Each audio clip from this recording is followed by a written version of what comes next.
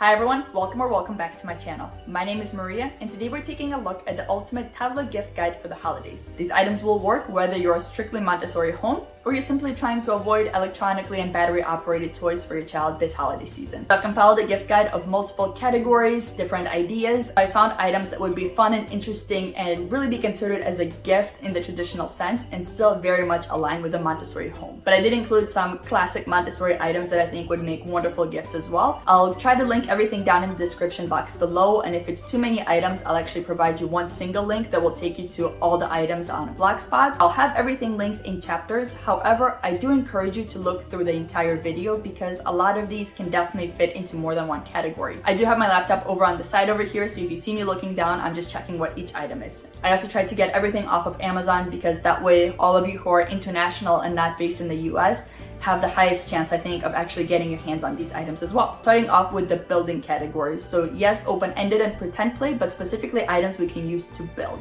A very classic and simple one I'm looking at is this one from Melissa and Doug because it has a lot of different shapes as well as different colors, so it will allow for a lot of imaginative and creative play. Another wonderful one that I found is from this German brand that has a lot of wonderful Montessori aligned items. I believe they're pronounced Haba, but I'll just put it on the screen here. Their block set is also incredibly beautiful. It's a very traditional looking wooden block set. So if you're looking to splurge on a wonderful block set, I definitely encourage you to take a look at this one. Another item that you will often see in a Montessori home and something that I'm looking at for Stella as well is magnet tiles. They have different sets, different numbers of sets. They have extension packs with animals and cars. There's a lot that you can do here. It also is wonderful to use on a light table if you have one of those because they are colored plastic, so then you're able to see all the different colors shining through. Another type of building is something more along the lines of Legos. So we either have Legos Duplo for toddlers or we have Mega Blocks. So Mega Blocks is essentially like the starting steps before you get into Duplo because they're much bigger, they're much chunkier, and they're much easier to fit together. Their shapes are a lot simpler. But Duplo definitely gives you a lot more creative control because they have a lot more variety of shapes. I do recommend going for just a simple set of the Duplo blocks as opposed to one of their pre-made scenarios because you do want to give your child that chance to explore their creative outlet. However, there's nothing wrong with getting a specific scenario either because those can be a lot of fun to build and then have pretend play with as well. Another very interesting spin on blocks is this set from Guidecraft, their rainbow blocks. You've got the traditional wooden frame, but you've also got that colored plastic on the inside. I've seen again people using these on light tables or putting a table up against the window where you get a lot of natural light and having a lot of fun seeing the different colors come through that way. Our next item is going to transition us over from blocks into puzzles because it's a combination of both. This cool set from Haba is a building block set that has very interesting shapes, allowing the child to not only use it as a building block set, but also follow some templates or have open-ended creative play in creating a lot of intricate and interesting designs. So if you've got a younger toddler, if you purchase it now, you're going to get a lot of years of use out of this item because it's something that's definitely going to grow with them. And so moving on to the puzzle category, our next item is from the same brand and it's this cube rainbow puzzle that, if you're familiar with the Montessori primary materials, is almost like a take on the binomial and trinomial cube. So it allows the child to put all these pieces together to make the perfect cube and also take them apart to make very interesting designs and patterns and again have open-ended and creative play with. For a younger toddler, this perfect pairs puzzle is also a very interesting option. It works on color matching, color gradation, shape sorting, as well as the beginnings of fractions because we're working with two halves to make a whole. Now as we start to transition away from peg and 3D puzzles into jigsaw style puzzles, this kind of transitional stacking layered puzzle is a very interesting option to start working with. And then we can move on into this kind of seasons matching puzzle game that allows the child to not only again work on different versions of puzzles, but also get acquainted with the different seasons. And as they get more comfortable with that concept of a layered puzzle, this is the next step that we can introduce before the more traditional jigsaw puzzle. This kind of two-piece jigsaw puzzle set is the best way to start. And then we can move on into something that has 3 or 4 puzzle pieces like this set over here. For our final puzzle item, I found this really interesting set that is a combination of matching but also dominoes. This kind of set makes dominoes very accessible to younger children without having to worry about the concept of numbers and the number dots that come on a traditional domino set. But we can also introduce the concept of problem solving as well as the cause and effect that we can show our child when we build the domino pieces in some of those very fun, interesting patterns. A couple other game options I found This animal stacking game would be a great option. Younger toddlers can use this simply for stacking, but because they're different animals and they're different shapes and colors, this will be a different experience from simply working with traditional blocks. For older toddlers, there's actually a set of rules that make this into an actual game. Another interesting board game option is this First Orchard board game that works on some sorting, some color matching, and again has a set of rules that we can introduce to the child once they're ready, and it will be a wonderful way for the child to start to understand the concept of board games. Now, to round out that open-ended play category, a couple of other items I wanted to toss in here. This set of a wagon and blocks from Allison's Montessori may be a wonderful addition. Toddlers and young children love to have something that they can push around different items in. Magnets is another one that children absolutely love. So not only magnet tiles, but simply magnets that have different items on them. Again, a lot of language opportunities, a lot of open-ended play opportunities, a lot of fine motor skills. Along those same lines, a reusable sticker pad like this allows the child to continue exploring different ways for them to set up different scenarios or simply practice that motion of peeling something off and sticking it back on. Silk scarves are another classic item to consider. Sarah's Silks, from what I've heard, is supposed to be a really great brand. That's the one I'm looking into getting, Stella. I previously purchased some cheaper silk scarves on Amazon and they're really not great quality at all, so I'm hoping to invest in a couple of these now that Stella is actually getting more interested in using them for open-ended play. I'm also going to go ahead and include our very beloved latch barn from Melissa and Doug here because again, it can be used a lot for open-ended play, pretend play. It's also a Montessori activity with all those latches. Please do excuse the change in lighting. Stella is woken up from her nap and that means we're all out of sunlight at this point. Moving on to pretend play. Pretend play absolutely has a place in the Montessori home. It allows the child to continuously explore those skills and those interests even at a time when it's not physically possible for them to engage in the real life opportunity. So for a classic example, something like a doll. Stella is currently an only child and she has no other way to have real life experience taking care of another baby other than to pretend play that scenario out with a doll. So these are some of the options that I found, and to go with that, a stroller. Something that our children see us using with them all the time. To go with that, a small wagon. Again, I've mentioned toddlers and kids love transporting things from point A to point B, and if you never got a walking wagon for your child, you can get something like this little rad wagon for them to use in the home to move things around. Doll houses are also going to be a wonderful opportunity for our kids to again engage in that pretend play and act out scenarios that they may not always have a chance to act out. Other pretend play would include something like cars. If you would like to go with wooden cars, this is the set that we have, but a more realistic option would be something like metal die-cast cars or these cars that I found here. And with that, there's different scenarios that you could implement, something like this little garage that also allows your child to practice turning lock and key, or this nesting and stacking set that has the opportunity to be a nesting and stacking toy. It's got different cars for language opportunities. You can also build them up and build different scenarios in different cities. Some other pretend play scenarios that I think are great to incorporate in the home that our children may not have a lot of or any exposure to is something like this vet set. Another classic item geared towards toddlers that I think would be an interesting idea is this fishing game. This also turns into a game, so again, it will grow with your child as they get older and they get interested in that concept of actually playing a game with some rules. Another classic pretend play item is obviously a pretend play kitchen, and yes, you can certainly use a pretend play kitchen. You can convert it to be a functional kitchen like we did and utilize it as both.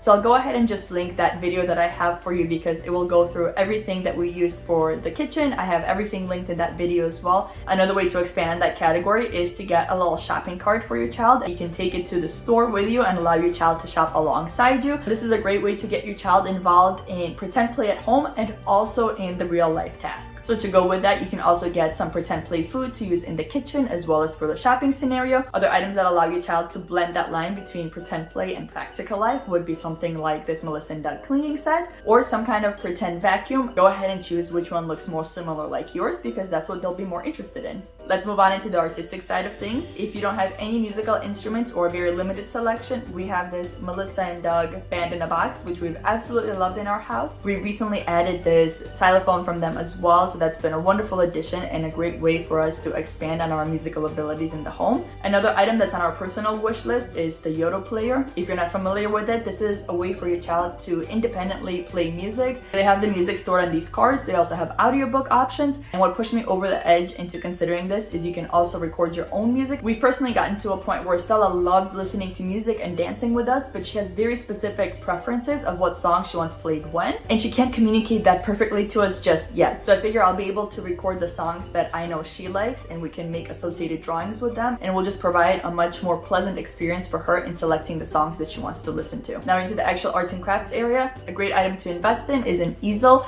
Very classic option is this one from IKEA. However, they've redesigned it recently and I don't particularly like the new design. They don't have quite as much space for the child to store their art supplies. I found a great one from Melissa & Doug. It is definitely much pricier, but there's a lot more options for how to store all the different items. You have the magnetic whiteboard, you have the chalkboard, and obviously you can put the paper on top so you can explore all the different mediums at once. It also has this accessory set that you can include and have a great way to store all of the art supplies in one spot. So if you're looking for an easy way to set up an entire little art area for your toddler, I think this is a wonderful option. If you're looking for a simpler way to add some art items into your child's gift list, something like washable crayons. You can also look into Play-Doh, some kind of Play-Doh accessory set for them to be able to roll it around or cut out some shapes. If your child is getting a bit older and they've got more hand strength, I definitely recommend looking into modeling clay after Play-Doh because that's just going to allow them to practice with their hand strength a lot more and get their hands to be a lot stronger. If you've got an older toddler, they may be ready to start exploring scissors. So you may include something like these first scissors, safety scissors set for your child, as well as some kind of cutting practice book. If you're very crafty and you've got a steady hand, you can certainly make all of these on your own. I'm not, so I would definitely benefit from a book like this that allows the child to have different scenarios to practice those cutting skills in. And the final art option that we cannot forget for our toddlers is some kind of stamping set.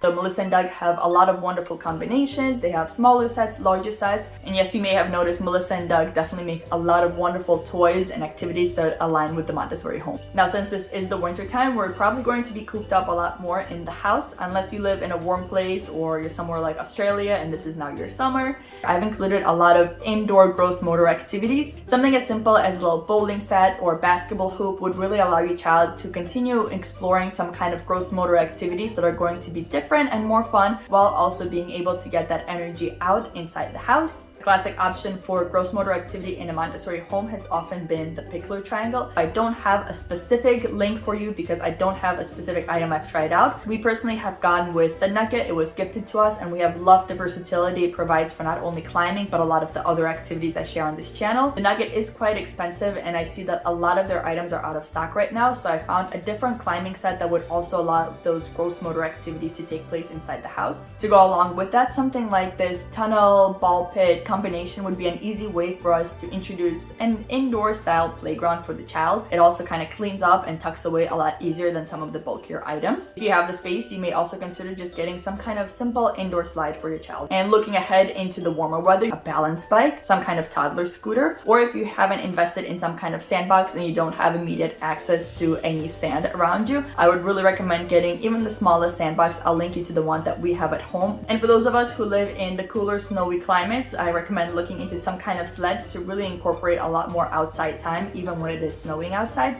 This is the style we'll personally be going with instead of the plastic saucer types because it's a lot more comfortable for a young child to sit in.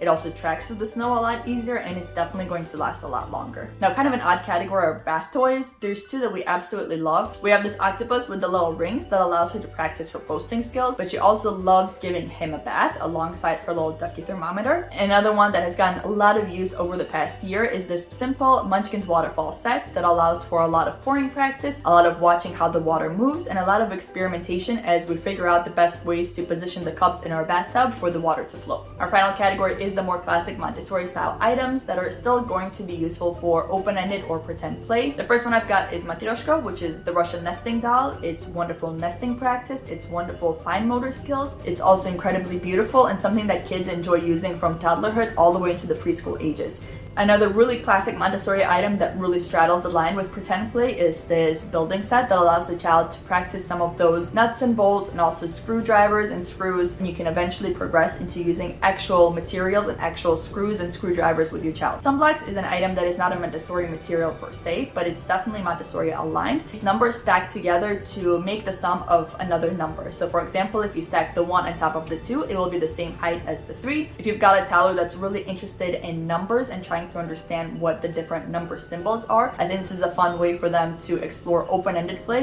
while also starting to really understand those very basic math skills. Now, some classic primary Montessori materials that I think would be wonderful as a gift, even in the younger or later toddlerhood ages, are the pink tower, the brown stairs, knobless cylinders as well as the knobbed cylinders. They actually make the knobbed cylinders in a smaller version specifically for toddlers. All of these items work with size differentiation in different ways. Some of them explore colors more, like the knobless cylinders. The pink tower and brown stairs can work together to make a lot of wonderful extensions and beautiful designs. If you're not familiar with these items, I definitely recommend looking into them if you're hoping to invest in some quality Montessori pieces that will last your child for a lot of years. And the final item on this list is going to be animal figurines. The ones we have are from Wild Republic, and I feel like these are the more budget-friendly, easily accessible ones. Safari LTD is another classic option that a lot of Montessori homes go with. They're definitely even more precise and more realistic. And the final one that I'm not even going to try to pronounce, I believe this is also a German brand. They're incredibly realistic. They're wonderfully beautiful. The only thing is I've had a hard time finding full sets of these on Amazon, so you may have to go directly to the retailer or search in your country where you may be able to purchase these. But from what I found, these are the most